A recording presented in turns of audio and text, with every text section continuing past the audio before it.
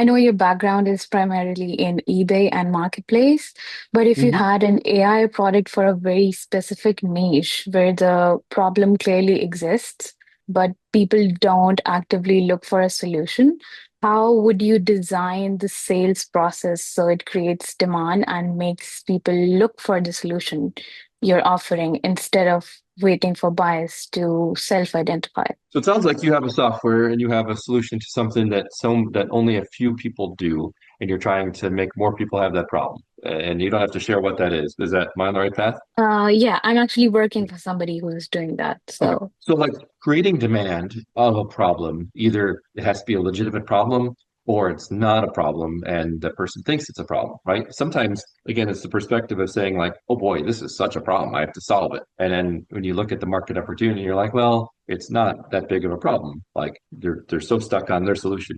On the other hand, it could be raising awareness that it actually is a problem and people just the status quo is so normalized it being not a problem or they haven't figured out how to solve that. So you can spend a bunch of money to raise awareness to like make people understand it is actually a problem. Like when I watch Shark Tank sometimes, where it's like I actually did a Shark Tank, I did a week and a half of Shark Tanks at the local high school where I watched the students pitch stuff. But one of the judges on there pitched a product a couple years ago, and I won't throw their product under the bus.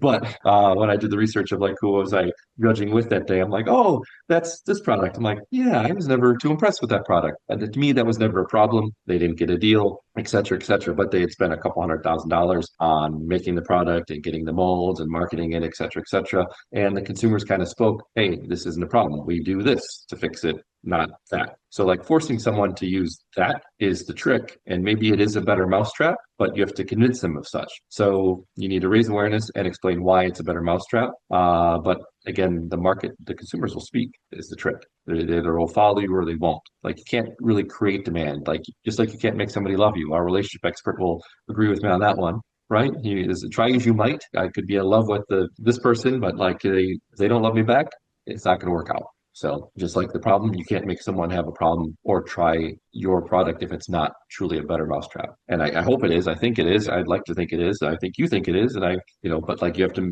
convince me of that or convince the user of that. So that's the trick. You want the same opportunity that all these members are getting on this call, where they are able to ask their questions directly to millionaires and billionaires, these 8, 9, and 10-figure entrepreneurs that I interview. Well, I want to give you that exact same access that you're watching right now in this video.